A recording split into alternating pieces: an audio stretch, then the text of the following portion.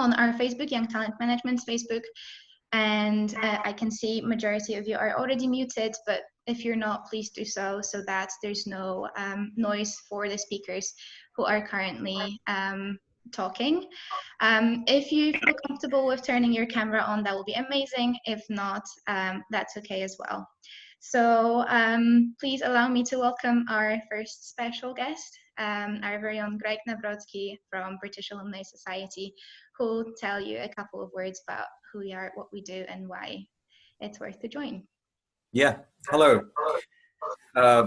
Look, really, it is a privilege and an honor for me to open this series of conversations, discussions, debates, whatever we call it, organized by Leader Alliance. I am very proud to be a modest part of it because I'm looking at it at a distance, and I think you're just starting something very important, and you are doing a great job. And I've been asked to give you support on behalf of our organization, the British Alumni Society, that has been active in these kind of activities for all strata of society, not only for young people, but generally for everybody, for many, many years. And I am happy to give you that support.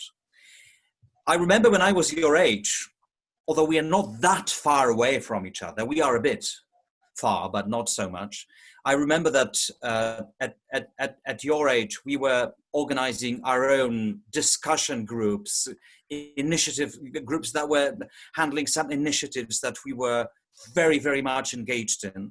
And I do remember it very well, how much energy there was in our activities. And till this day, now I remember it as an inspiring force in many cases. In fact, some of the initiatives that we started when I was your age are still going on with the Leaders School, for example. And we all live in difficult times. I know that politicians do keep saying that about all the times that are there, but these times are really a turning point. It's basically a start of a major change in societies all across the globe, and the challenges are great. It's climate, it's growing populism.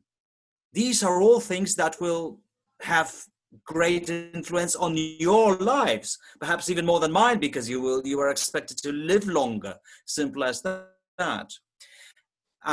Racism, you're going to discuss racism today in some respects, is a part of it.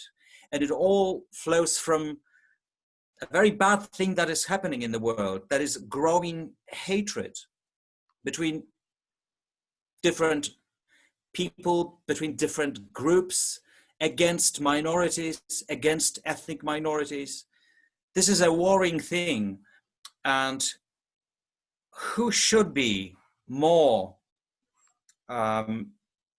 disappointed about this direction, if not the young people, if not you?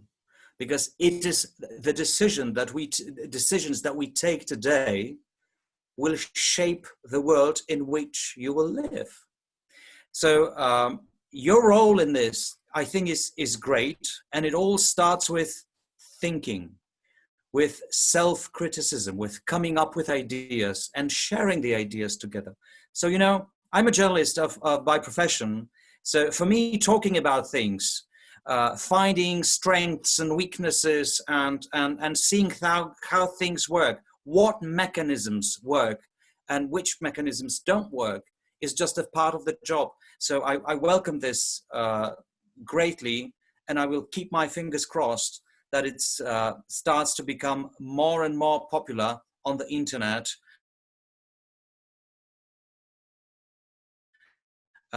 You have my vote.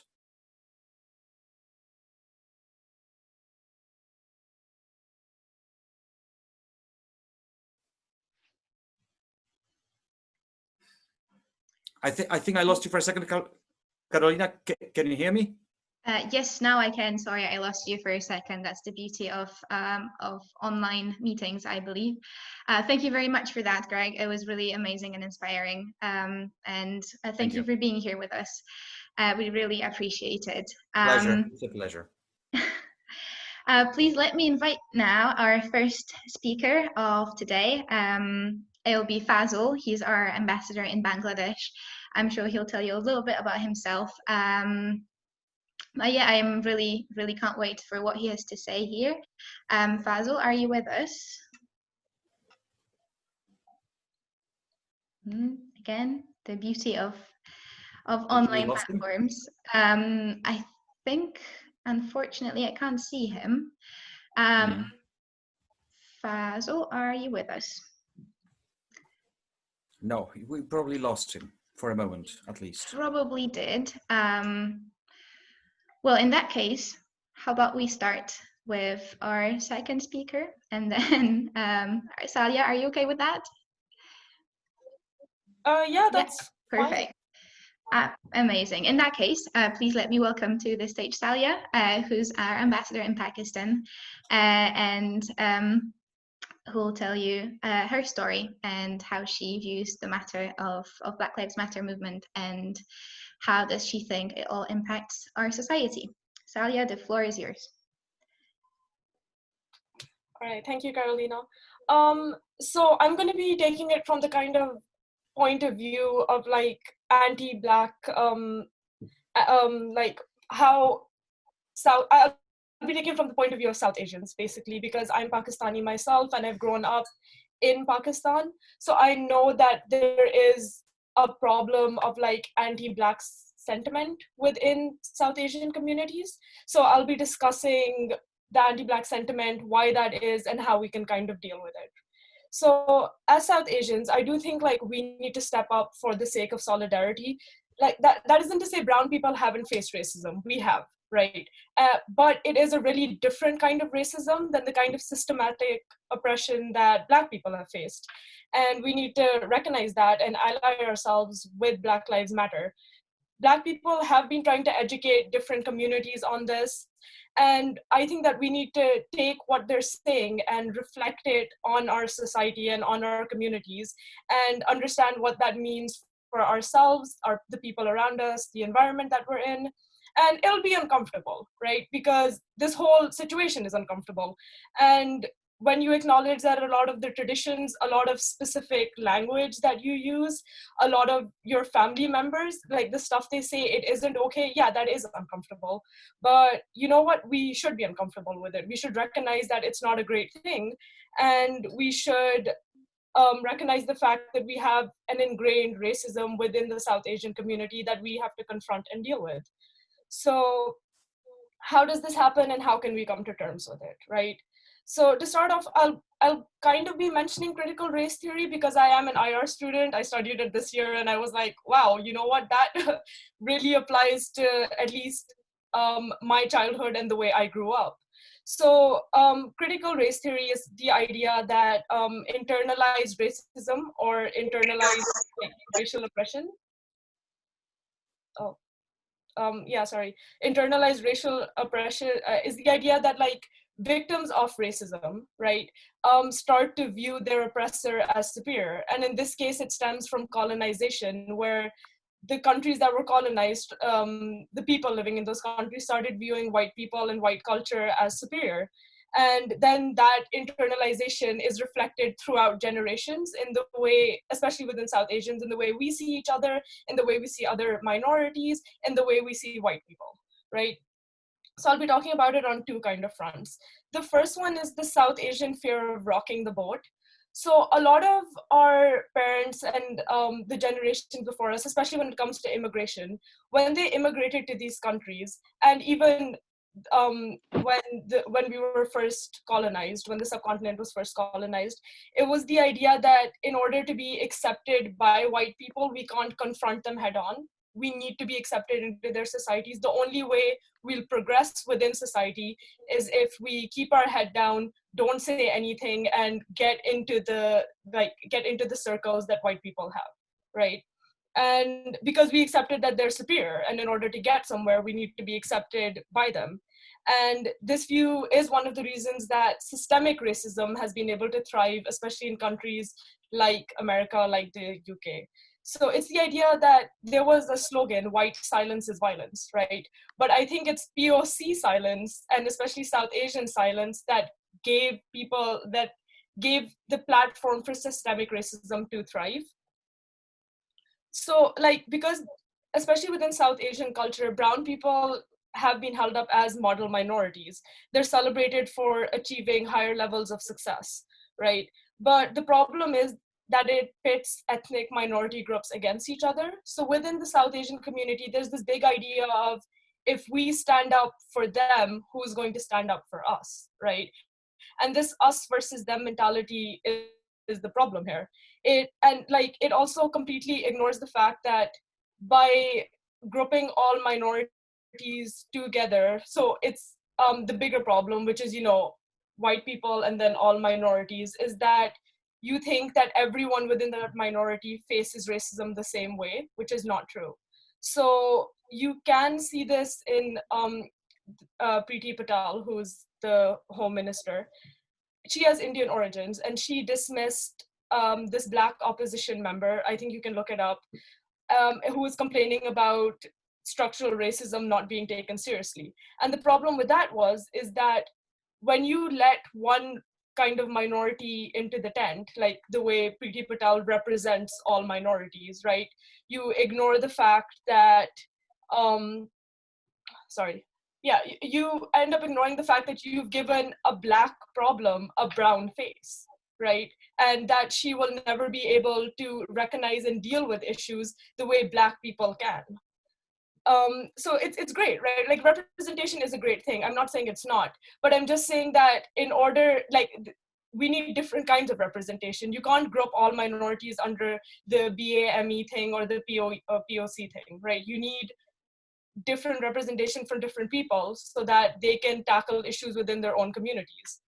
Because there's like this political idea of a tent, right? And you let some people into the tent and you keep everyone else outside happy because you're like, oh, this is our one kind of representation, this is our diversity, right? But what happened was, I think South Asians got into the tent and then they closed the door, and instead of either completely dismantling the tent or letting other people in, they just joined in and they excluded all other minorities. So that's the problem within the South Asian community, is that we're willing to take all the benefits that comes with being a minority, but we disregard the responsibility that we have to other minorities.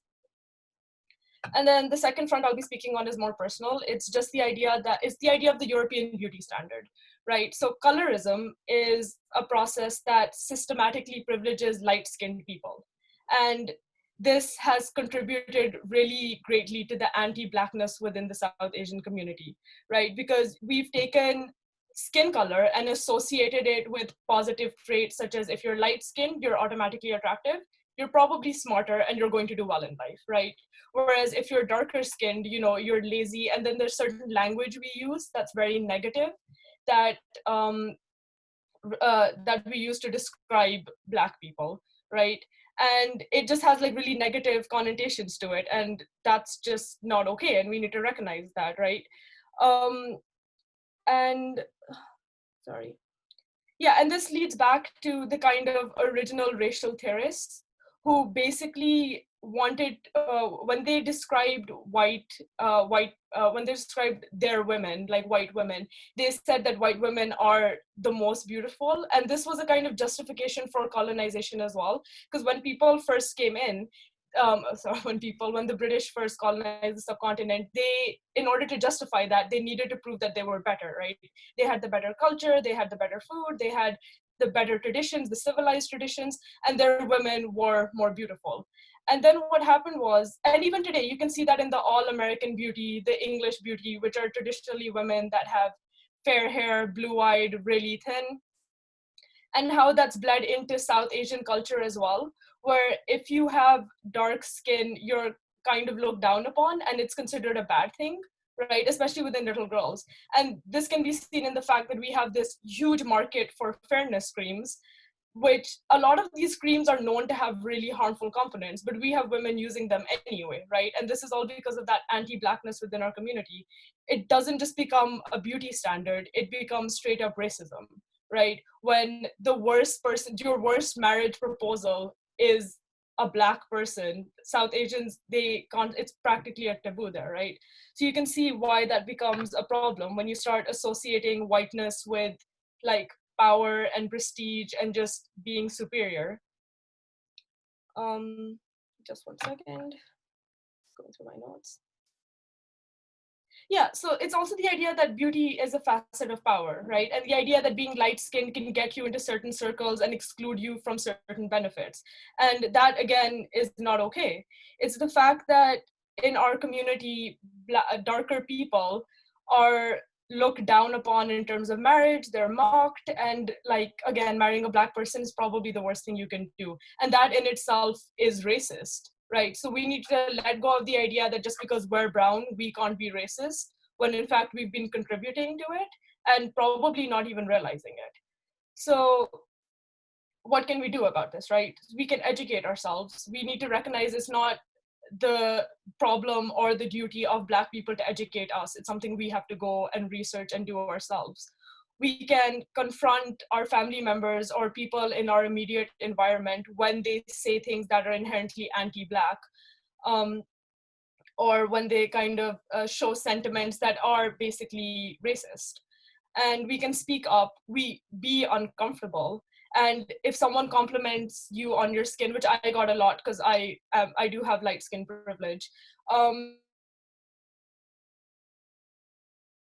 instead of thank you, think me being light skinned makes me more attractive, right? Like, question it, because the minute you start thanking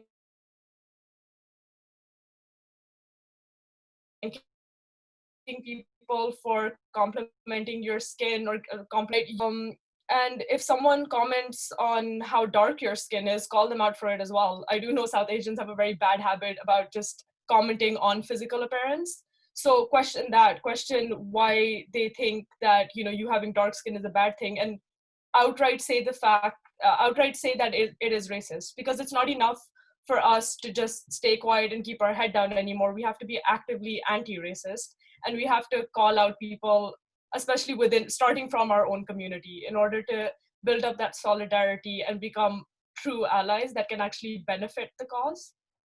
That's it.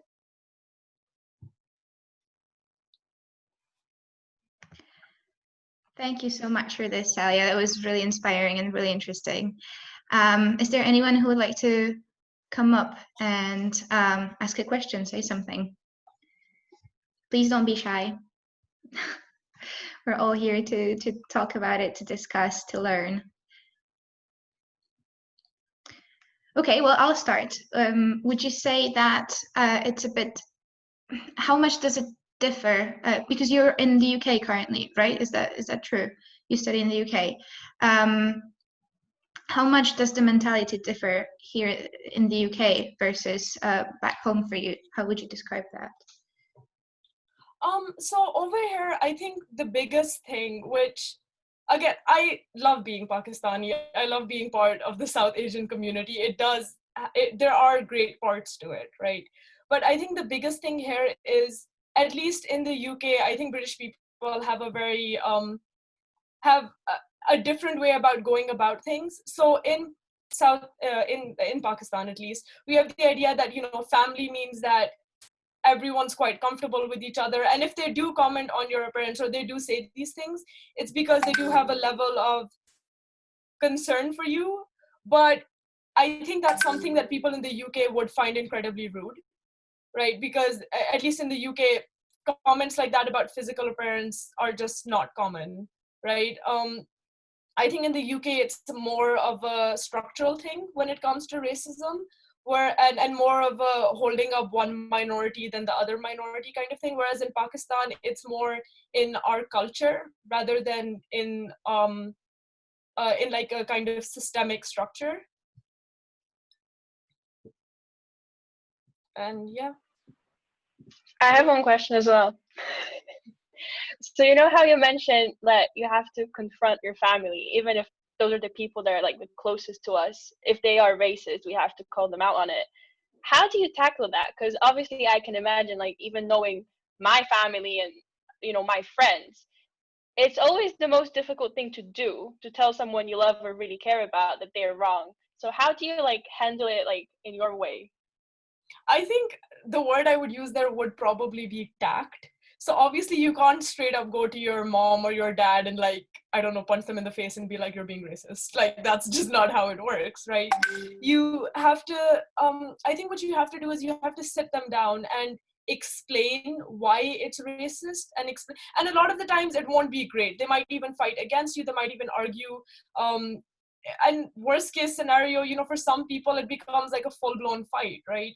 But I think as a generation, we have that responsibility, and we owe it to ourselves and our friends and even our family members and the people around us to at least try. And it is incredibly frustrating because when it comes to, and I think this is a global thing, the idea that if they're older than you have to respect them and they know better, right? So I feel like we do have to argue against that. And in the most respectful way possible, like, try to educate them on it. And the keyword here is try, because it's sometimes people just don't want to hear it, right? But I do think this movement is important to all of us, right? And if they do really love you, it should be important to them too. So I think that's how you would probably go about dealing with it. And yeah, anything else?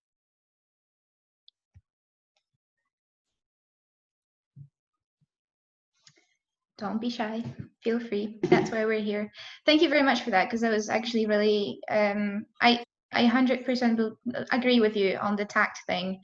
It's thankfully for me, it never was a huge fight or anything like that, but I found that confronting my family about potentially having racist comments or just saying something that maybe they don't even realize because they never read about it or didn't educate themselves to a certain extent. Thankfully for me, it was always, oh, okay, I never knew about that, I'll read into it. However, I think it's always easiest to just go in there and share education more than attack them, because that's never taken well, I think. Does anybody I was else just have? gonna say one thing, because no one's saying anything, and I just want to stress how important it is that we actually ask each other questions, because there is no shame in it. Like, the biggest stupidity you can do is not ask and not know, and it's like, that's the whole point, because we are out there and we want to, like, learn from each other, and that's what I do with my friends. Like, there is no such a thing as stupid question, because I'm genuinely asking because I want to know, because I want to understand you better. So, like, come on, guys. Just ask, like, let's talk, let's have, like, that's the purpose of it. Let's have a conversation, because no one's going to judge you. That's like the safe environment for you to do it in. And maybe you'll ask a question that 5 more people want to ask, but they're shy, so you'll actually help others. Because that's what it is. We technically have similar questions, similar things that we want to say. So, oh, I see some new cameras. Is that a question? Hi, I just had a question for Saliha. I was wondering how moving from Pakistan to the UK has changed her views on racism in South Asia. So I think the biggest one would probably, and this is both really shameful for me to admit, but also it is something I would have to admit, right? I grew up, the school I went to, and even just a lot of the schools I went to, especially by the time I got to my GCSEs, specific words, more specifically the N-word, were very, very common, right? Like, shockingly common. And I was in that environment, and I ended up, like, using the same kind of language and not even realizing how, like, the history behind it, and obviously that's just ignorance on my part, and it was wrong of me, right? And then just certain other things where growing up there, you kind of saw, it was quite funny. You saw like people from the UK or people from like the USA, like the white beauty standard. Like when I was quite young, I wanted to be blonde and I wanted to have blue eyes, and my dad has green eyes. And a lot of people would come up to me and be like, oh my God, why don't you have his green eyes? I don't know, genetics. Like, but it was such a sad thing for them that I didn't get my dad's colored eyes, right? So I think certain things like that. And then I came to the UK, and obviously there was good things with that, where I quickly realized that the N-word is just not it. And then like a deeper kind of realization of how structural racism works and how inherent racism is within my culture, right? And the kind of idea that people would come to me and they'd be like, wow, you have a black friend, wow, you have a white friend. And it's the idea that you can have these friends, but you can't marry into them or have like any kind of intimate relations with them, which is just quite odd. But then also coming to the UK, I started off, I learned to appreciate my culture more. I think that's one of the big things. The school I went to, I made the friends of my life there. But while I was there, there was a lot of, oh, the Indian girl. And it was, no, I'm from Pakistan, So there was a lot of that. And then I started off being quite embarrassed of my accent as well, because it's not super strong, but it's there, right? And there would be certain comments on my accent. Oh, we can't understand what you're saying. Oh, you speak English well, but your accent, and microaggressions like that. And then it came to the point where I was like, okay, well, you know what? I sound like this because I'm from Pakistan. And that's how we speak English, right? Like I didn't grow up abroad, so it doesn't make sense that I would have a different accent to this. And I am Pakistani, and it doesn't matter if I look Indian, I'm Pakistani, right? And I think things like that, I learned to love my own kind of like my cultural wear and stuff. Because before, in Pakistan, it's the idea that if you wear jeans or if you wear like tops, you're considered trendy or modern. Whereas if you wear cultural clothes, you're considered backward, it's quite odd. But like now that I think about it, I love my cultural dress, right? And I came here and I realized that. So I think I love my food. I love South Asian food. I came to the UK. That was a great realization for me. But I think things like that, so they were both good and bad things, right? There was me accepting myself the way I am and accepting my culture back home, but there was also me realizing that I can love my culture and still criticize it, right, for the views that a lot of people hold there. And I can then relate that back to my family. And I'm really lucky in the sense that my parents are open to new ideas, especially my dad, because he was quite he grew up in a racist environment as well, and he was inherently very racist in his views. But then after speaking to him and helping him understand, he said to me, and this was one of the proudest moments of my life, where he said to me, he was like, this is why we sent you there, so that you could come back and educate us, right? So I understand a lot of people aren't that lucky to be in families like that, but I'm really happy that I was. So I think, yeah, moving to a new country, it gives you insight on how the world views you and how you should end up viewing yourself and how you should view your home and your culture. So yeah, any other questions? Hello. Do you think that this problem is most prevalent in South Asia or restricted to South Asia, or do you think that it seems to be a more universal problem? The problem of the kind of problem of like favoring like selves. Do you think it's a problem limited to South Asia, or do you think it's a more universal?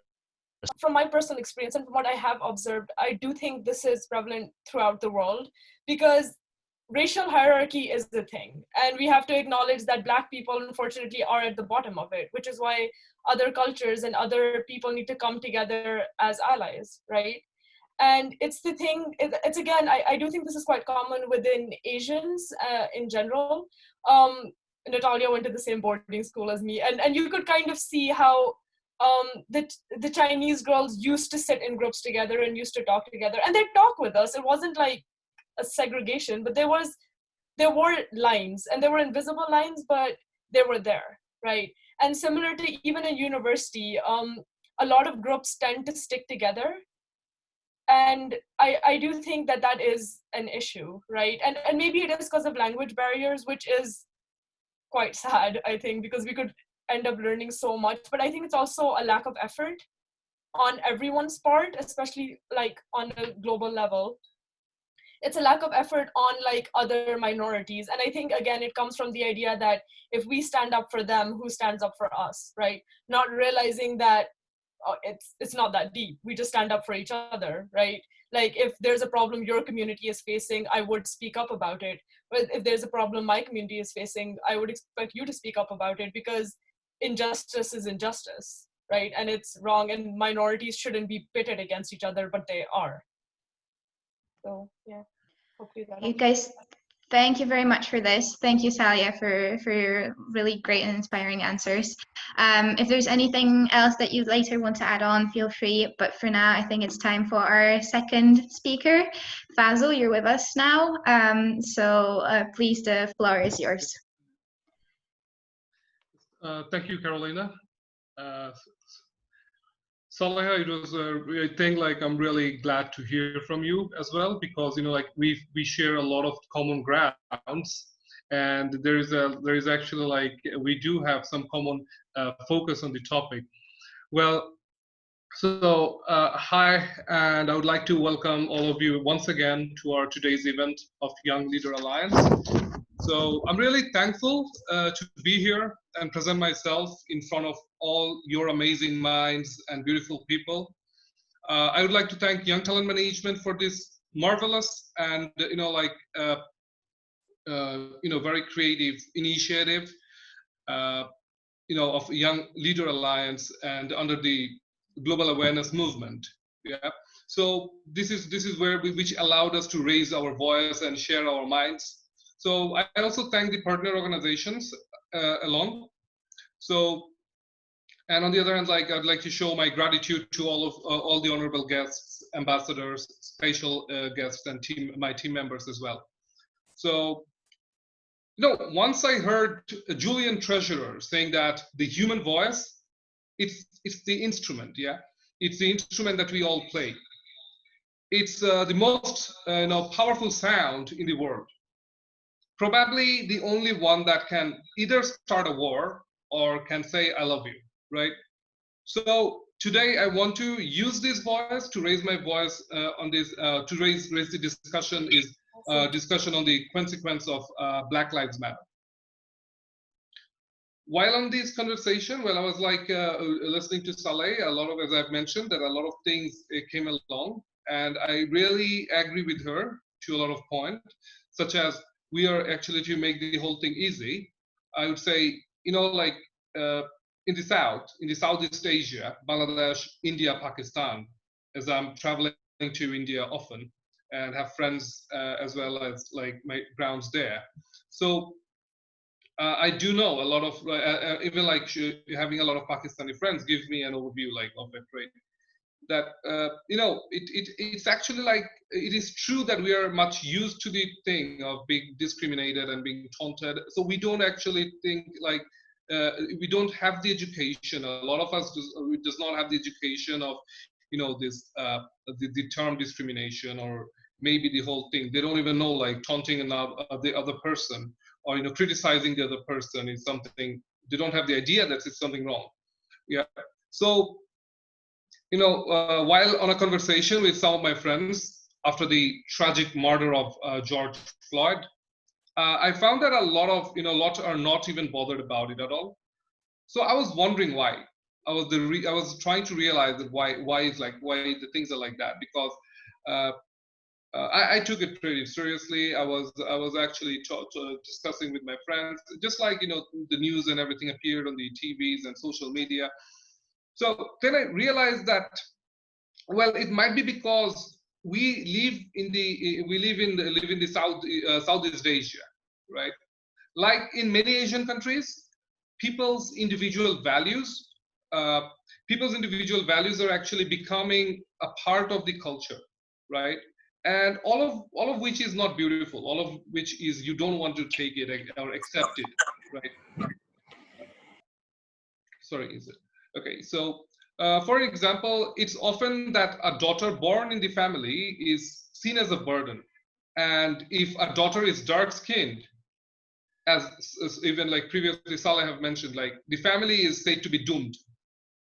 So we live in a society where, you know, multinationals like the multinational companies such as the Unilever Bangladesh Limited and Hindustan Unilever Limited sells products like Fair and Lovely and Fair and Handsome beauty creams.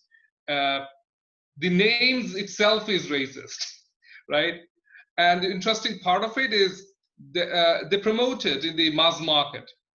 The gist of most of these advertising campaigns indicates that you are less confident if you're dark, you are better if you're fair, and this is where the seeds of discrimination, fear, less confidence, and demotivations are being planted, yeah, in the roots of the society, right? This is exactly where, you know, people start to believe and accept that it is normal to be criticized and, you know, to be less confident if you are if your skin is dark or you're brown. This is exactly where you start to accept discrimination, and you don't even know that we are being discriminated as well. We are so used to it, right?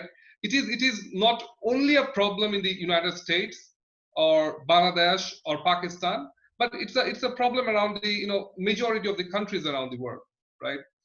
I have witnessed this several times in my life, and it didn't shake me because I'm confident enough, and I believe the most of us, you know, like have wonderful thought in our minds, right? So I see people, and I am not ready to believe that somebody is bad, right? Someone is bad or someone is negative, right? It's just this set of mind that they had. It's like the mindset they had either from their society or from their grounds, right? So it's just the whole world can be jailed at a time. I'm an optimist, definitely, and I love thinking positive, right? So I'm going to share a little of my experience, which is basically from the UK. I had a lot. I had a lot. Even my friends, it was like it was okay, but this was what this was. I brought this on out because this was one of special case. So it was a sunny afternoon. I was enjoying my coffee and, you know, some sun outside the Cafe Nero, Centenock, Glasgow. Yeah, it's the place I called my second home, right? This is where I feel being home. So an elderly British couple, right? They were like sitting next to my table. While having a cup of coffee, I noticed that they were staring at me. They were looking at me with so much hate. I could feel it. I could feel it fiercely inside, but I ignored. I went inside the cafe asking for another cup of mocha, and I was waiting in the queue. Later, when I came back to my table uh, with the second round of my coffee, one of the cafe staffs, who's also a friend of mine actually, she came to me and apologized. Right? She told me that she was forced to search my backpack because people, you know, the couple were actually they yelled at her. They were like, there must be something inside their bag. Search it, go on. And she tried to defend me. She was like, okay, I know him and he's my friend. There's nothing inside. And but you know, later she had to do it. She was forced to do that. I was humiliated, and for a moment I felt that I don't belong here. UK is not my place. I took a deep breath. I sat on the same table.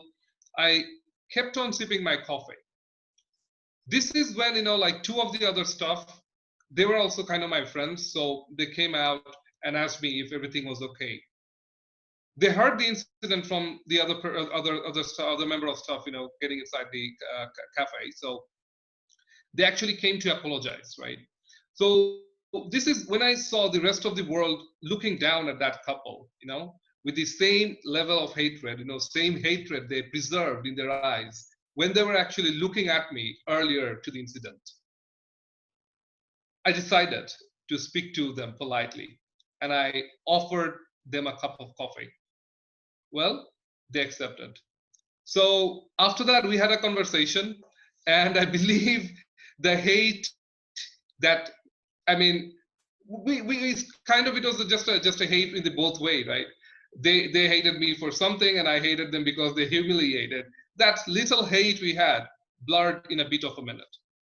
And I remember talking to them afterwards. So the reason I shared this story, because, you know, like, if we can actually talk to people, if we actually discuss things, if we share, and if we actually talk about the problems, I think it will be minimized. However, I know that it's not the same way every time. We do have, there are people who are not ready to understand. There are people who are way more aggressive, and things can be different, right? So the story actually does not reflect my story in Glasgow. The experience that I've shared, it does not reflect my story in Glasgow or the UK, because that was not even less than, I would say, like, if the entire time of my life that I've spent was like, if it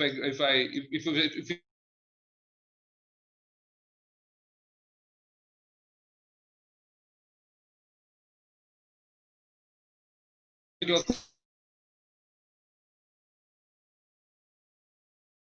it comes to racism, doesn't matter, it's religious, it's either it's you know, like, it's related with the racial, or it's the skin tone issue. I actually see it like in the same way.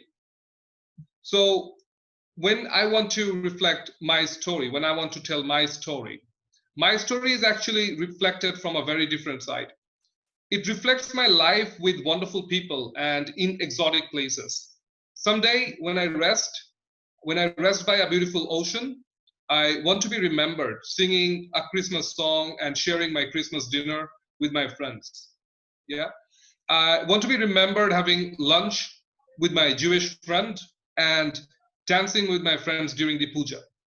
So I want to be remembered inviting my friends from all the religious background, races, and color over to my place during the Eid and celebrate. Definitely, we do it every year. I want to share my silly little ideas with all the people I know. I remember bothering Carolina sometimes, you know, like telling her the stories of how it is in Bangladesh, or some of my other friends discussing things. So we do share.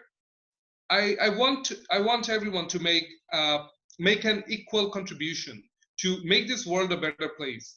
I want to imagine our children growing up, not even knowing, right, with the slightest, even not even having the slightest idea of the words such as skin tone or skin color. Black is evil and white is God. Black is mourn and white is peace. I just want to share my table with anyone who walks in and sits and wants to discuss their lives and experience. I don't want to talk a lot about, you know, being black or being white, or, you know, why this is wrong or why that is right. Rather, I want to share. I've shared some of my experiences, and actually, I want to be more positive, and, you know, see things, you know, from a better perspective. I literally want a better world. We all need to change our minds before we do need to sit and, like, right, we need, for that we actually need to sit and talk and discuss. We need to remember that love actually comes softly, and human race, we all have a greater goal to achieve, rather than, you know, fighting over this all these racial or other issues, right? These are very minor things to consider when we have a wider picture of the, you know, like, of the entire human race and our existence. So there are cultural conflicts, there are, you know, like, racial conflicts and issues, but I believe they will be over once, you know, like, our generation takes up and, like, we raise our voice over and over again. So from that point, even I would agree to, once again, I will agree with Saleh that like we need to raise our voice, we need to talk, we need to tell people to stop. Okay, this is enough. But definitely we need to consider that we need a discussion. We need to think their point of view as well, because it's the set of mind they have from their society, from their surroundings.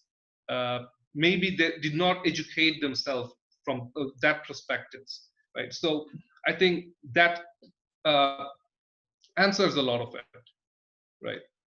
So I'm just done with this speech that I had, and definitely you can ask your questions. Be just waiting for your questions then. All right, thanks a lot. I have one for you, because Yes. you know how you're saying that, I really love it, that you want to celebrate the diversity and you want to be with those different people and do those like variety of things. And well, I'm a firm believer that everything we think or we want to do, it's because of something that we came across in our life, our experiences, or someone that we met. So what do you think made you think the way you do think now? As in, like, what was the thing that happened to you, or like things that made you think, okay, I want to be part of that diversity, I want to celebrate it? Okay, thanks. Actually, like that was a very good question, right? Well, to be honest, right? I was 17. I'll tell you my experiences. I will tell you my experiences. Like I was actually I was 18, and I had this gift from my mother. I had a plane ticket to Langkawi, Malaysia, right? And to be very honest with you, like that was the first ever trip that I enjoyed. I mean, it was away from the family. I just turned 18, and I was in an island, right? And it was a lone trip. I had no one along with me, no friends or no family members. So 10 days, I was making new friends, trying to, ending up in different islands and like wondering about. That was the exact time I realized that, how people share and how close we become. It might be just just 2 nights, 2 days that you know a friend. You have been wondering about. You're sharing so much about life and ideas. You know, late at night, you're sitting on the beach, and you have this campfire. You're telling one by one. You're telling your stories, and you actually feel like being a part of the family, right? So, and as time went by, I went to UK and I was studying here and there. So I have plenty of friends from around the world, right? From different backgrounds, from they have different culture. They're from different cultures, different religion. But the thing that I always focus, the thing that we always focused, and I met wonderful people, to be honest, right? That we always thought of sharing an idea.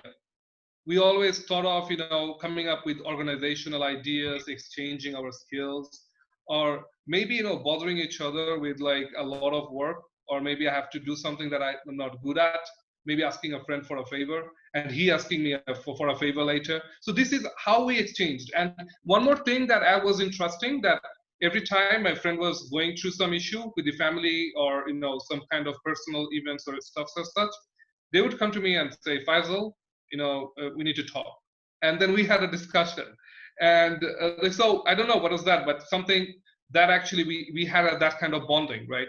With a lot of people, I had that kind of bonding. So this is exactly where I thought of, diversifying. Once you are away from home, once you know that you don't have anyone around, you have to survive a new city, and you're just on your own without your family or friends, you actually realize of all this, that these racial discriminations, the barriers, the invisible lines, they don't remain anymore.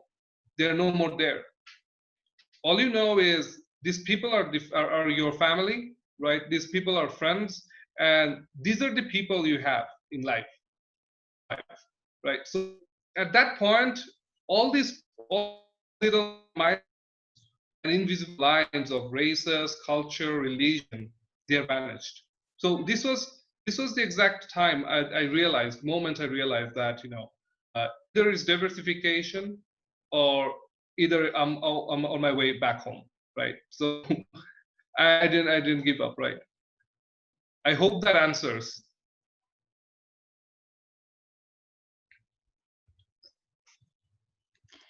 I just wanted to jump Is in there and any more say, questions? sorry. No, sorry, no, it's okay. I just wanted to say that I disagree with one thing you said, that you're bothering people with your stories. You're not. They're amazing. So please don't feel like that. And we definitely appreciate all those stories, which were at the beginning completely heartbreaking and then really inspiring. So thank you very much for that. Does anybody have any more questions for now? Okay, Hi, perfect. I have a question. So thank you very much, both of you, for what you said. It was very, very interesting and insightful. And I believe that racism is a very big issue in the modern world. However, I'm also interested, to what extent could you say that albinism in your culture is viewed as, to what extent is discrimination against albinism is also a kind of racism? So I'm interested to what extent it can be seen in your culture from your point of view. Thank you.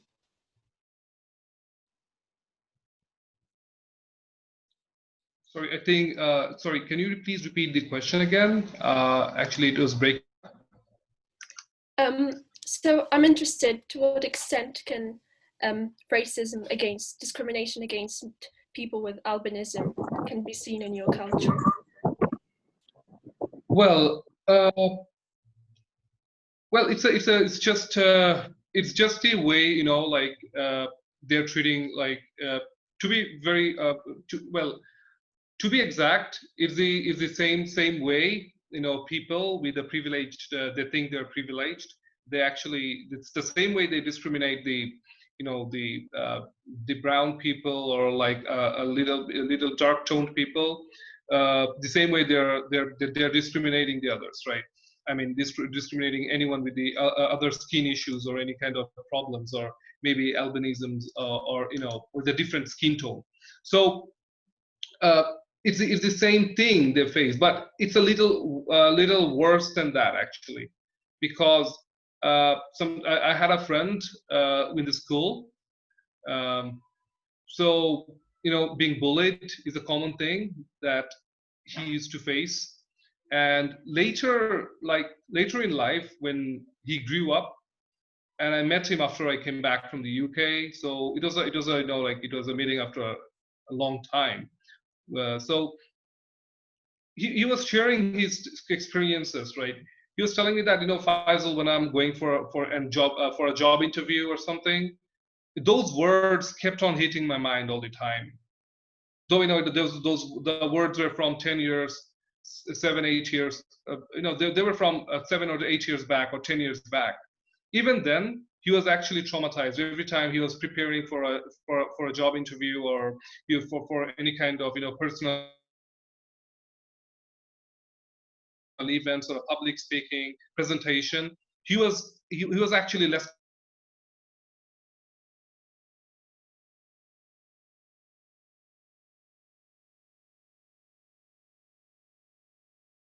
and he was not treated. Even the teachers at some point was, you know, discriminating, right? So it's not. And, you know, the problem in Southeast Asia, as we have mentioned earlier, that they don't actually see it as a discrimination. They see it as a very natural thing to criticize the other, or, you know, taunt the other, maybe give them a name or something as such, right?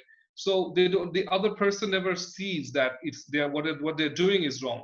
Especially in Southeast Asia, I mean, there is no. I don't feel like they're actually, we are actually like, we have an education on discrimination and things as such, right? So it's the victim themselves tries to accept it just as a, you know, part of their regular schedule, and like it's a routine thing for them, right? Once you hear it every day, you are used to it, right? So And on the other hand, like the person who's doing that, they never feel like they're wrong. So that's the problem. I just wanted to add to that, just to your question. Yeah, so I agree with Faisal. The thing that I think albinism comes under isn't so much of a color issue as it is of like an ableism issue. So the idea of being different because you're not physically able, which, my mom is hard of hearing. So being hard of hearing, having a limp, not being able to perform like full-bodied functions the way I don't quite like using the word normal, the way an able person would be able to. That's quite prevalent within our society, especially South Asian societies. And it's the idea that if you're physically different, you will be discriminated against, and there is no education that tells you that you need to care for these people, or you need to be more accommodating towards them. There's nothing within teaching standards. So for teachers, right, they didn't know how to teach my mom, even though she was hard of hearing. So they just treated her like every other student, and obviously she didn't do that well because she didn't know how to kind of she couldn't keep up with the other kids because she wasn't given the attention she needed. And it's the same with albinism. They're pretty much mocked, or they're discriminated against for being different. And the idea that being physically different, I agree with Faisal, we need education on that kind of front, right? So it isn't so much a colorism issue as it is an ableist issue. Yeah. Thank you very much, guys. That was really inspiring. To all of our participants, please tell us in the chat where you're from and where are you listening. And now it's time to move to our third speaker. Sean, please let us know on your perspective. The floor is yours. Thank you. Sorry, thank you, Carolina. Hello, everyone. Thank you all for coming to this brilliant conference. I want to personally thank Natalia and the Global Awareness Movement for hosting this event and inviting me to speak. As I'll explain later, like events like these are pretty essential. So, no, not pretty, very essential. So it's an honor to be here. So again, thank you for hosting this. For those who don't know, my name is Sean Wachiku, and I currently study chemistry at the University of St Andrews. I study in Scotland, but right now I'm back home in Hertfordshire, England. Now, my speech will be about how BLM has affected the UK and St Andrews, as well as things that we could do. But before that, I just want to briefly talk about myself, specifically my personal journey and my evolution on this particular issue. So right now, I am helping set up the BAME Students Network in St Andrews, and I'm also the BAME officer for the North East 5 Constituency Labour Party. In the past year, I also served as Black History Coordinator, and the year before, I organised the first ever BAME Summit in St Andrews.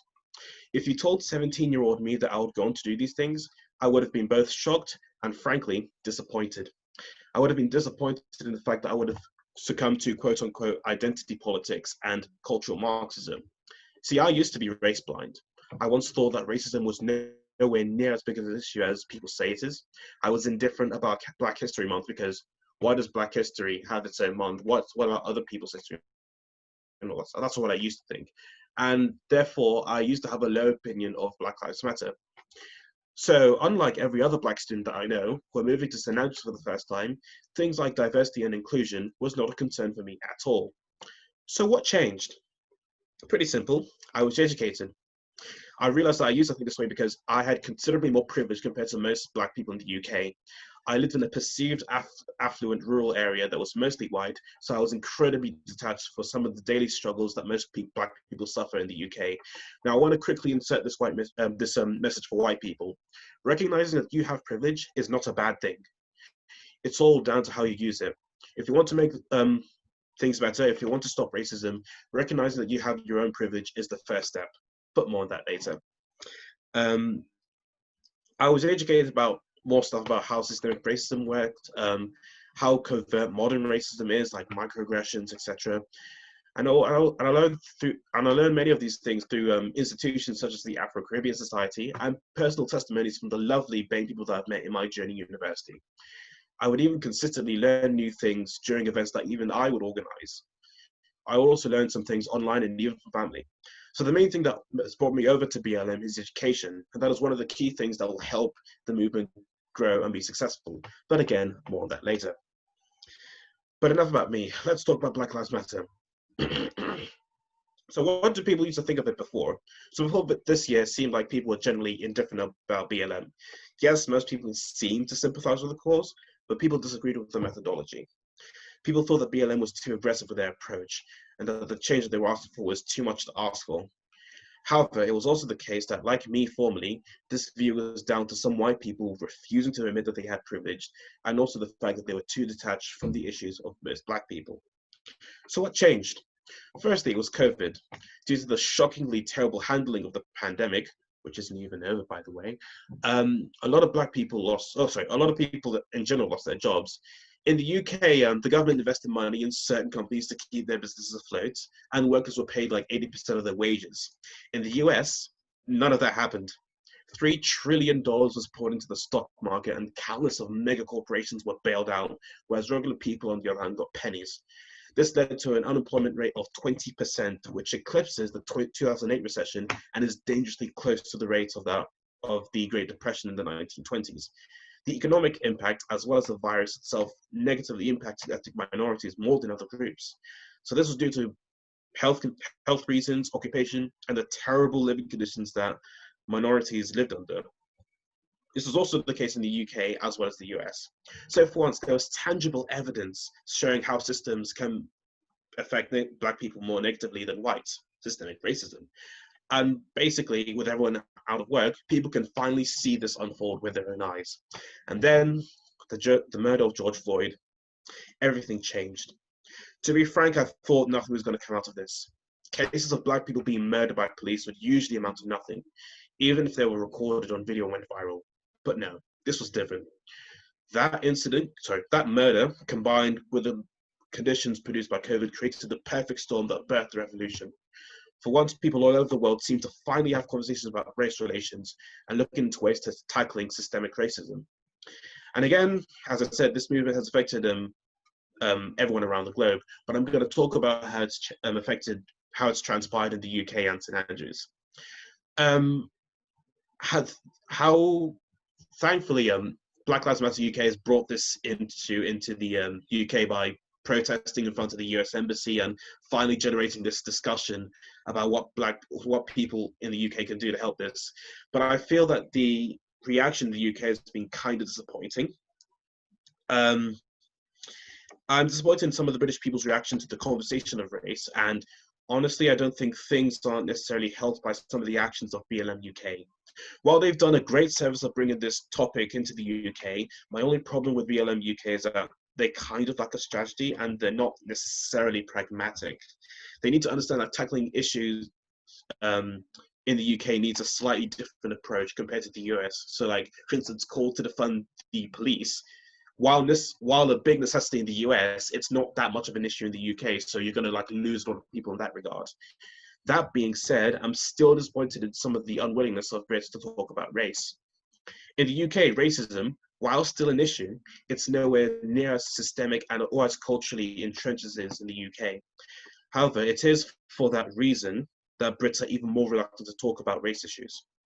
Brits assume that racism is just an American problem. So hey, we didn't have slavery, it's Americans' thing, so let them sort it out. So it's pretty much uncomfortable for Brits to acknowledge that racism is an issue in the UK as well. And I feel disappointed because I believe that because of this, as it's not as systemic, I feel like British people have a greater capacity to learn and a greater potential in fighting this systemic curse. While I'm disappointed in the UK's response as a whole, I am more optimistic on the university front, especially in St Andrews, surprisingly. A lot has happened here in the past few months. So, for instance, some of us have launched St Andrews Against Racism, which is an umbrella campaign that deals with multiple ways to tackle racism in the UK. Like, for instance, myself and a few others wrote up a BAME action plan report and presented it to the principal, Sally Mapston, as the university finally simply interested in dealing with this issue after years of subconsciously brushing it off. We're also trying to start this new group within the union called the BAME Students Network, which will allow BAME students in the university to have a larger voice and a larger impact within the university. And finally, a lot of BAME students will be given a platform to give their testimonies about their experience in St Andrews, thus opening all of our eyes to how much of a problem this actually is in St Andrews. And I feel like this has also inspired me to speak openly about my own experiences for the first time. And I admit some of the things that I've had has been nowhere near as bad as some of my peers, but most of what I would get is like suspiciously worded compliments, like, "Oh, you're so well spoken. Oh, we like you, Sean. At least you're not like one of those people." So yeah, it's kind of. But I've been reluctant to talk about it because I knew it's not been as bad as other people. But still, it's still important that we all need to talk about our issues, however small or major it is, because it's really important. And actually, it's for that reason that we need to talk about it so that people know it's not just the overt, "Oh, I hate Black people."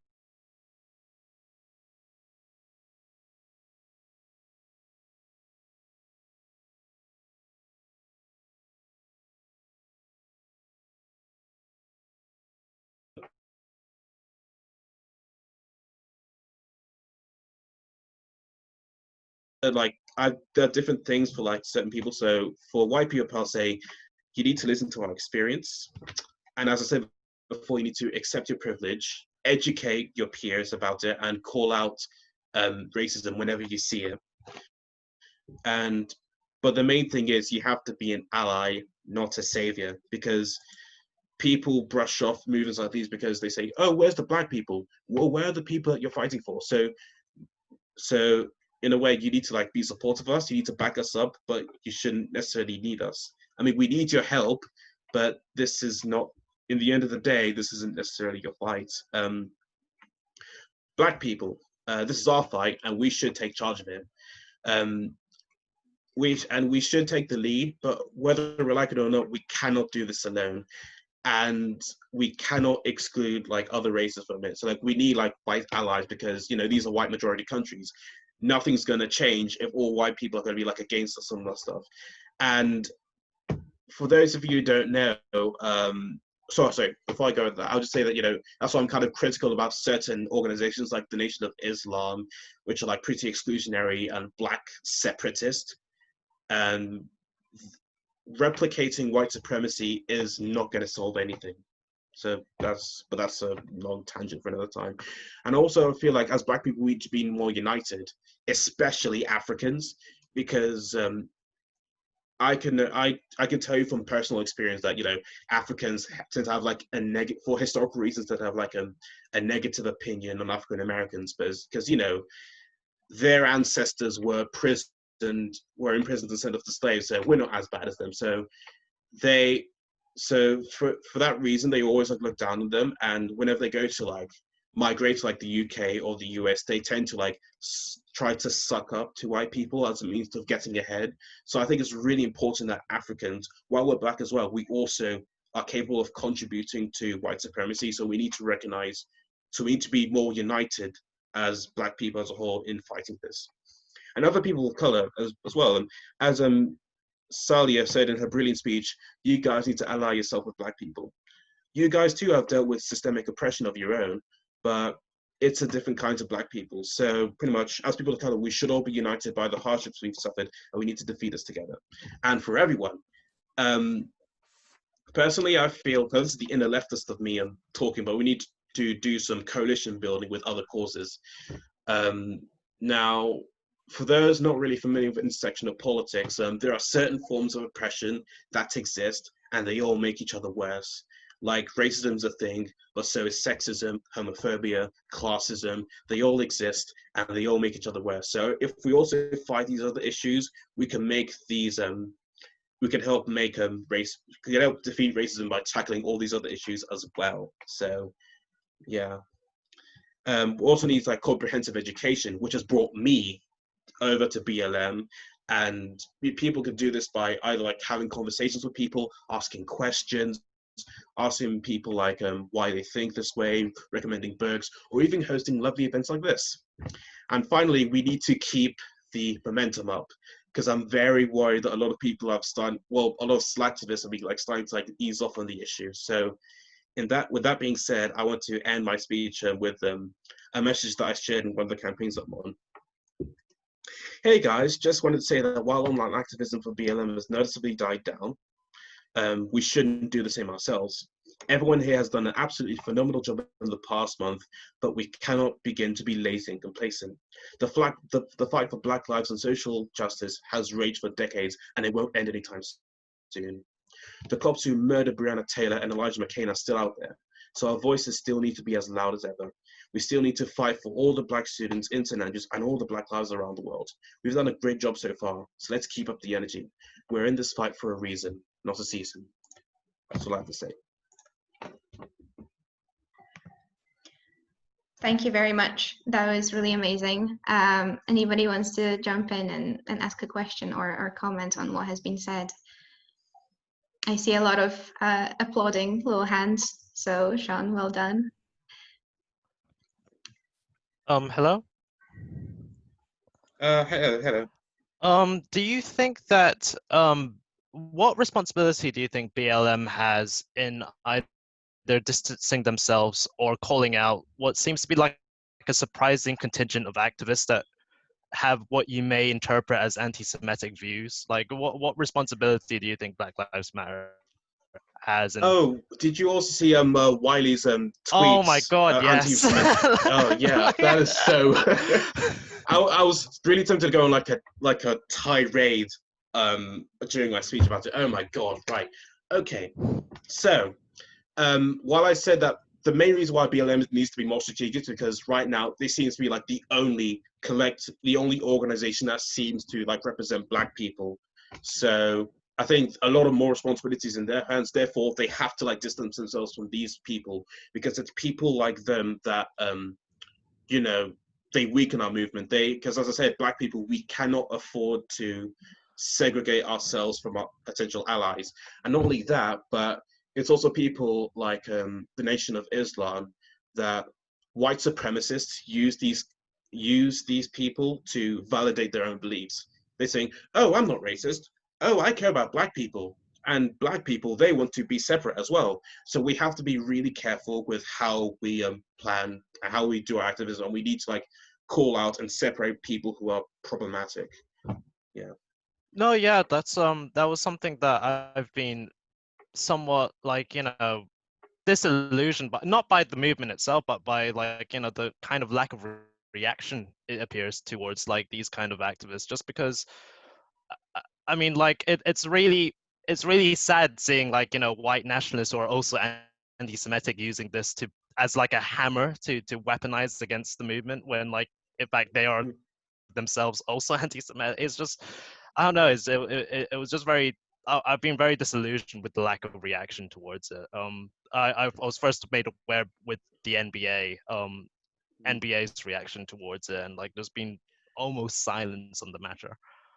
Well, considering it was last night, so I do pray that more people come out and speak against it. But Yeah. it's kind of I'm heartbroken when I see like Black people like defend people like these, and also people if they defend people like Louis Farrakhan. And if I was to get a bit personal, one of my best friends is mixed race, but his mother is white, and a lot of Black people, followers of Louis Farrakhan, were harassing his mother simply because that she had a mixed race baby.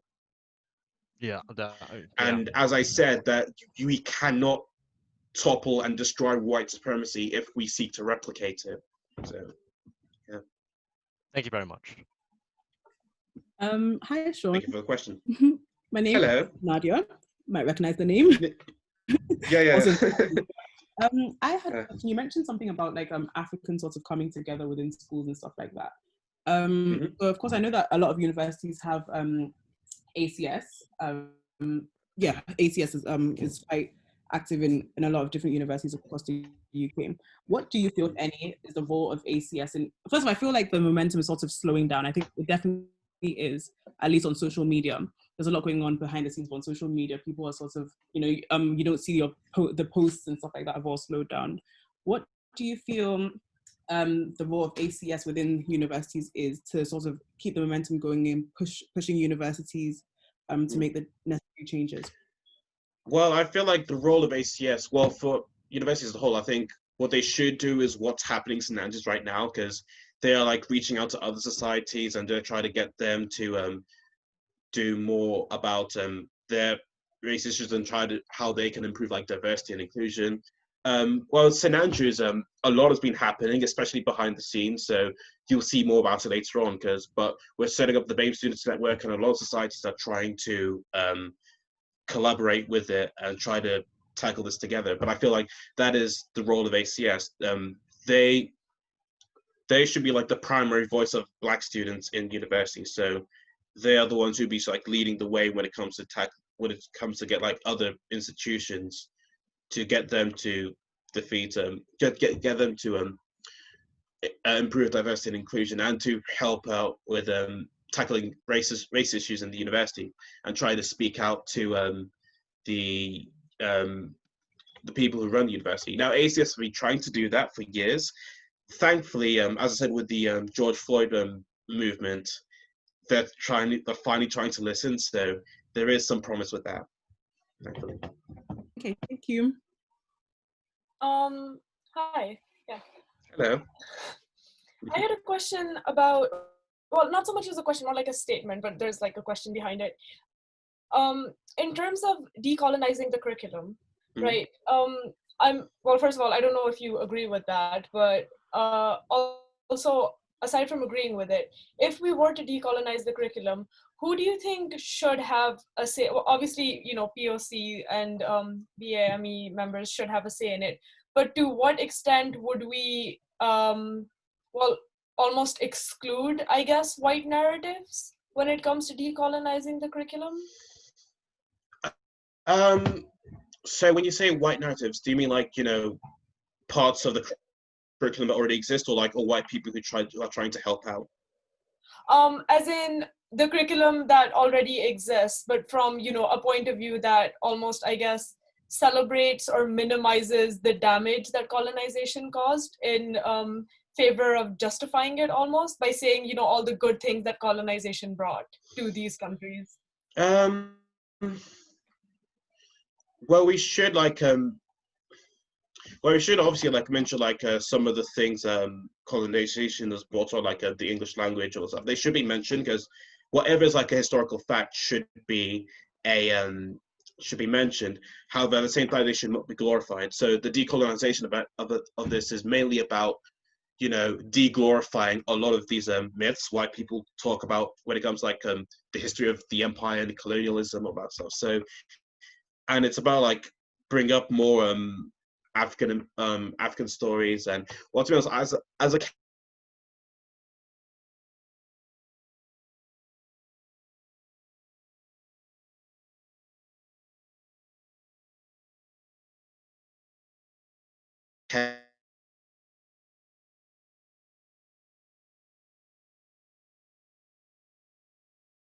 over their curriculum and try to like improve things. So yeah.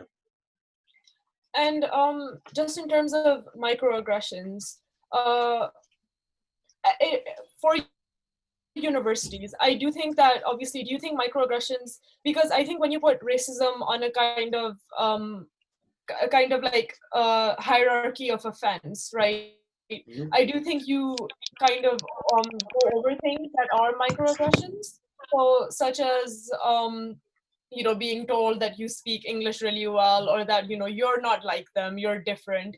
Do you think that we should kind of bring and make sure that universities include microaggressions within the greater picture of racism, rather than just limit it? Yeah, exactly. Okay.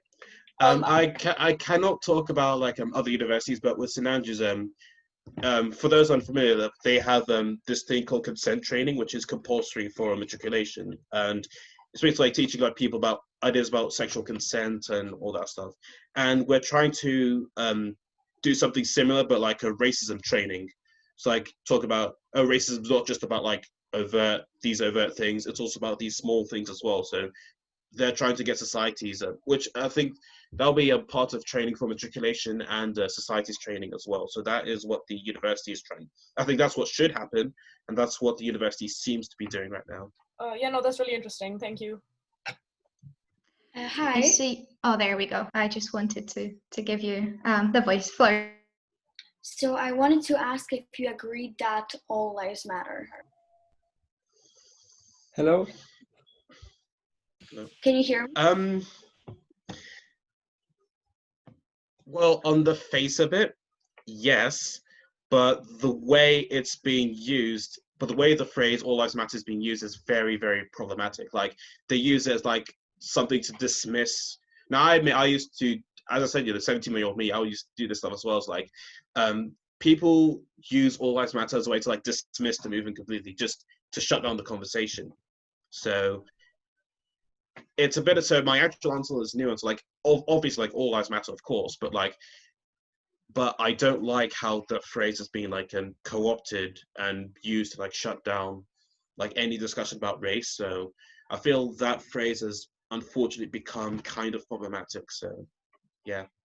I agree. Thank you. I had something to just add to that. I agreed with what Sean is saying. How I view all lives matter is I think that the phrase all lives matter as a concept, of course, all lives matter, and I think that's actually what the Black Lives Matter movement is trying to get across to people, that all lives matter and we cannot exclude Black lives. And so I think that when people say all lives matter, just be mindful that you're supposed to be including Black lives. Don't forget about Black lives when you say that all lives matter, because of course they all matter. That's the point. We want Black lives matter to be Black lives to be equal to all other lives. And so I think, yeah, exactly. When people use the phrase all lives matter, they tend to also forget that Black lives are included within that. I think the point is just to get Black lives at the same standard that we put all other lives. I think that is the point of it, if that makes sense. Oh yeah, definitely. Okay, thank you guys very much. That was really interesting. We have one more speaker to tell us what they're thinking about the matter. Though, if you still didn't tell us who you are, where you're from, and you feel like doing so, please type it in the comments. I mean in the chat, because we'd really love to know where you're from. And Maureen, the floor is yours. Hi guys, my name is Maureen and I'm from London, and I'm currently doing medicine at St Andrews. I'm going to third year, and I believe that Black Lives Matter is a humanitarian issue, and it kind of bothers me how in society we like to politicize moral issues. I feel like it's the bare minimum that everyone should be sort of advocating for. And it's not just a problem in America, it's a problem throughout the world. Anti-Blackness is rife in every single community, and it's especially a problem in this country. Many people say that the UK isn't innocent, and that's actually correct. The UK isn't innocent. I as well as many other people, have experienced racism here, and it's been very unpleasant, as one can imagine.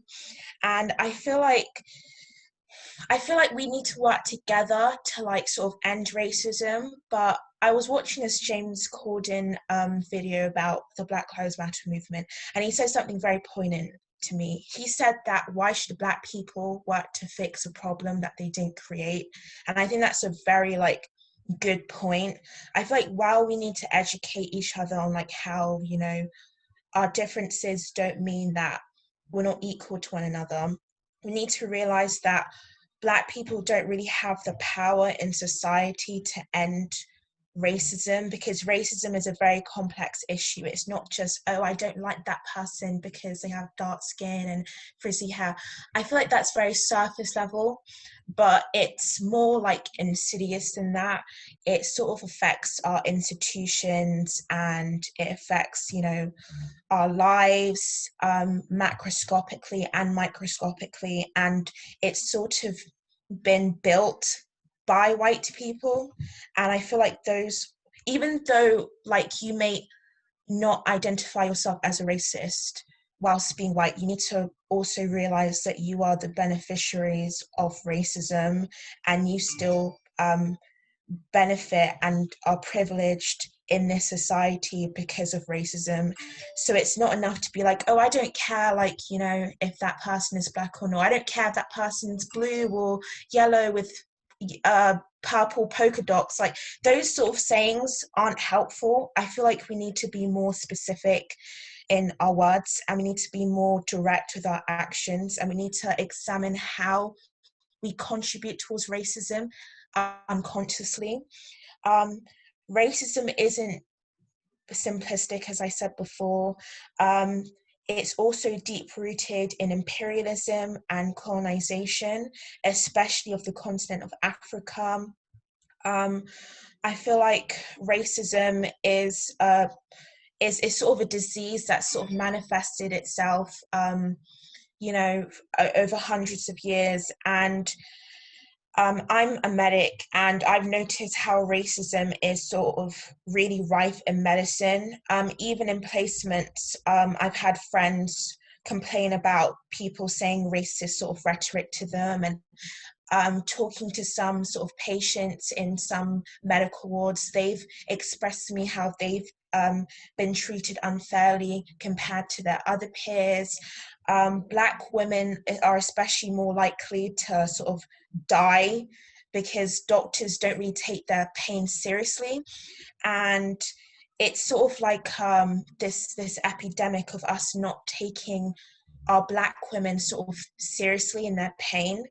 In America, I think it was reported that 50% of medical students think that Black people are more tolerant to pain than any other race, which is just ridiculous, and that's very scary to me. But we need to address that. And also with the COVID sort of reporting of Black and brown people being more likely to die, I think that's also a symptom of racism.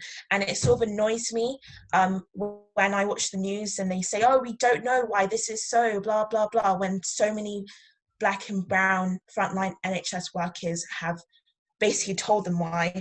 I feel like this whole coronavirus epidemic just exacerbated the whole racial sort of problems, because even though BAME people sort of make up a lower percentage in this country, they made up 2/3 of the coronavirus deaths, which just goes to show how much work we need to like put into eliminating racism in medicine. Pertaining to the All Lives Matter thing, the thing is, we need to focus on one issue at a time. And the All Lives Matter crowd never said All Lives Matter until people said that Black Lives Matter. It's not because they actually care about all lives, it's because they want to detract the conversation from specifically talking about Black people and Black issues. Those same people are the same people that sort of turn their heads when it comes to like people being in cages, when it comes to children being in a broken foster care system, when it comes to homeless people. There's a direct correlation between all lives and Black lives. And if you really are someone who believes that all lives matter, you would be out there marching with us, you'll be outraged with us, but they're not, because they actually don't care. It's just a front. And it sort of annoys me when people say that. And it's just sort of, as Sean said, it's sort of scary how Black Lives Mattering is like a trend now. It's like, oh, suddenly we should be respecting our society. And I feel like it shouldn't be a trend. I feel like it should just be like a mainstay. And yeah, that's basically what I have to say. Yeah, that's what you said. Any questions? Do you Thank think you. that? Oh, sorry. Please go. No. Do you think that the kind of prevalence of sort of racist opinions or like, you know, ignorant opinions, especially within the sciences, is because of a devaluing of humanities education? Sorry, could you repeat your question? Do you think that the kind of appearance of like ignorant opinions in subjects such as medicine or like science or engineering subjects is because of a kind of devaluing of humanities-based education. So things like philosophy or history or English literature, they're usually not seen in the same sort of light as sciences or maths. But typically these are the subjects that kind of show you how to, like, are supposed to show you how to, like, think and how to, like, evaluate arguments and ideas and opinions. Do you think, like, the sort of devaluing of these subjects in our education system is of many people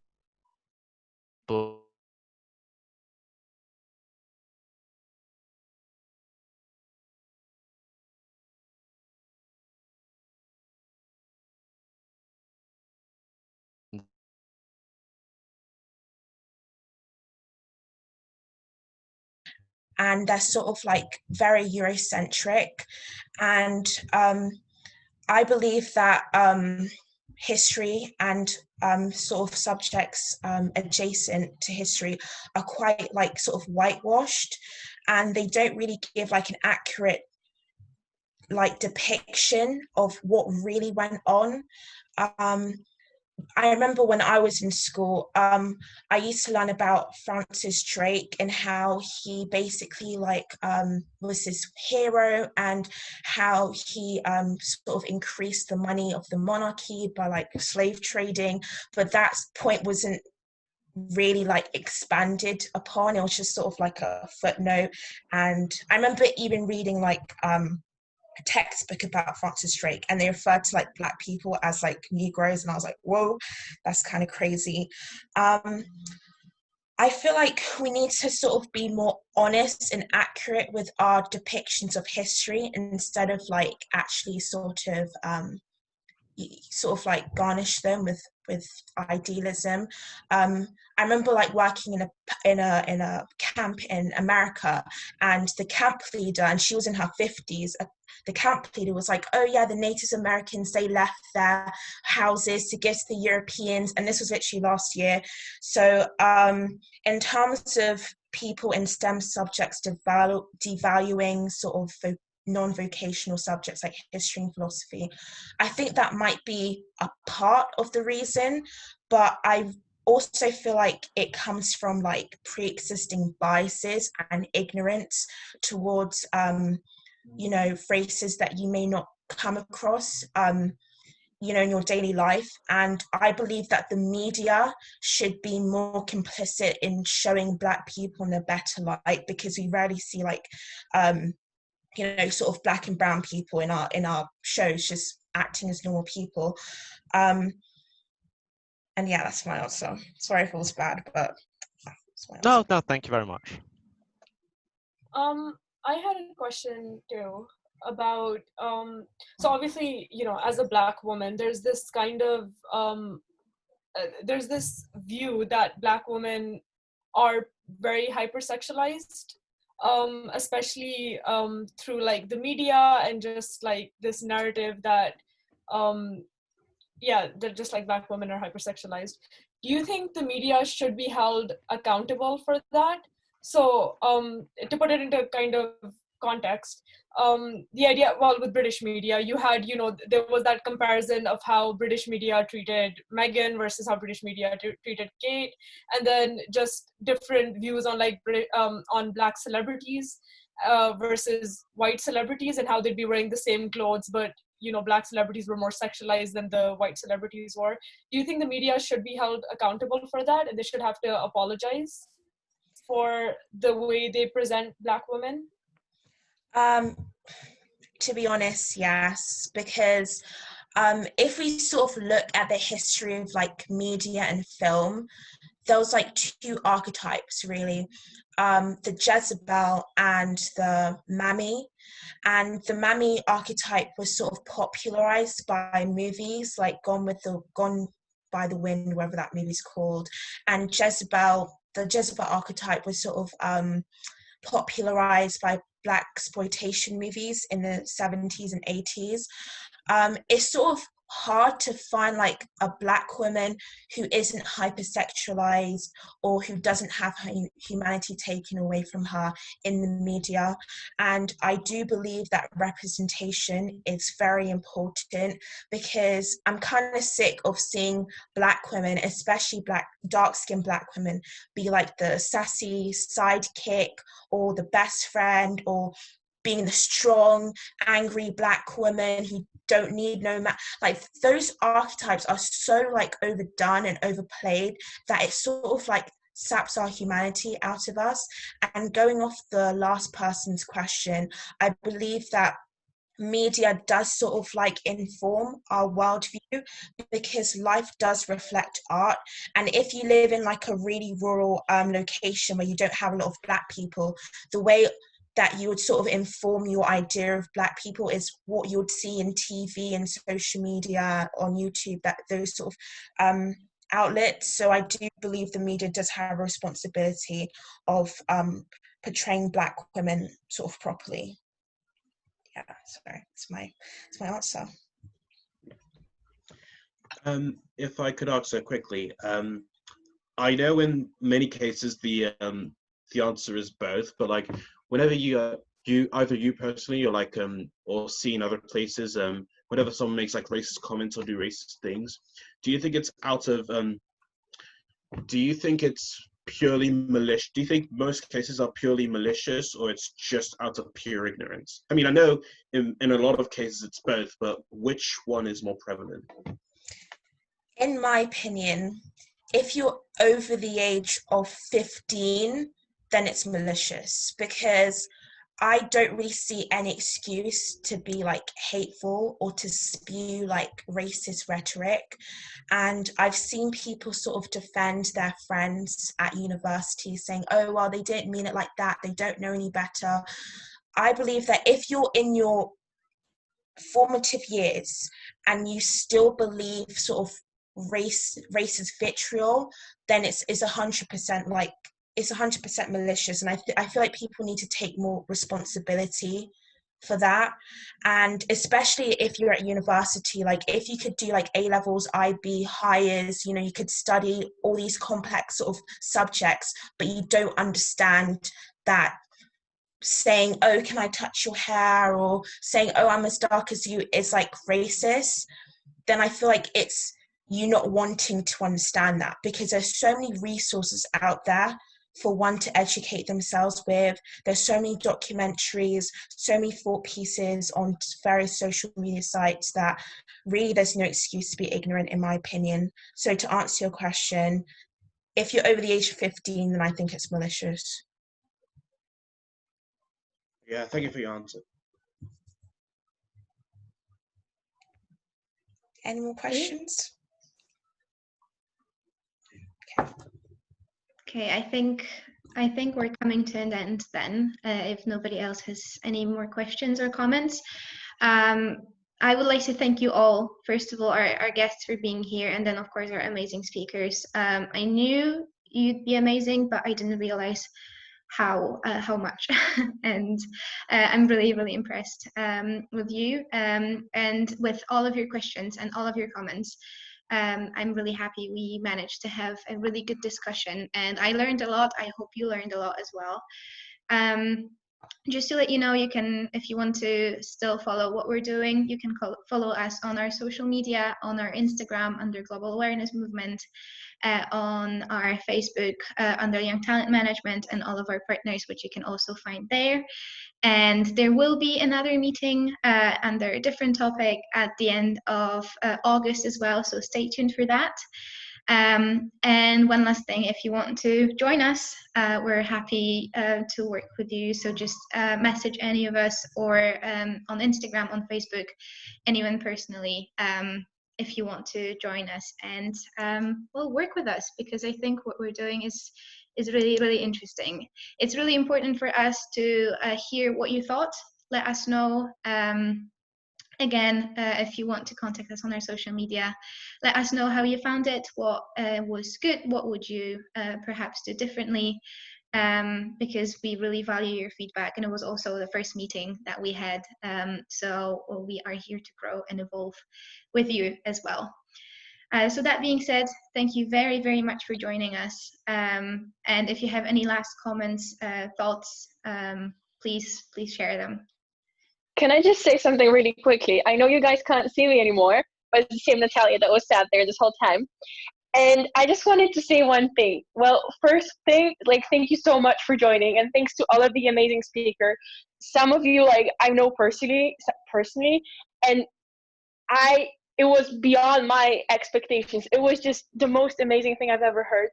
And to all of you who are just listening or asking questions, I just wanted to say, like, I want you to realize that even though you're sitting here right now listening, that still does make a change, and that still makes an impact, because something of what you just heard today, it stayed, and then you're going to talk to someone else, and maybe you're going to educate them. So it really, really is important.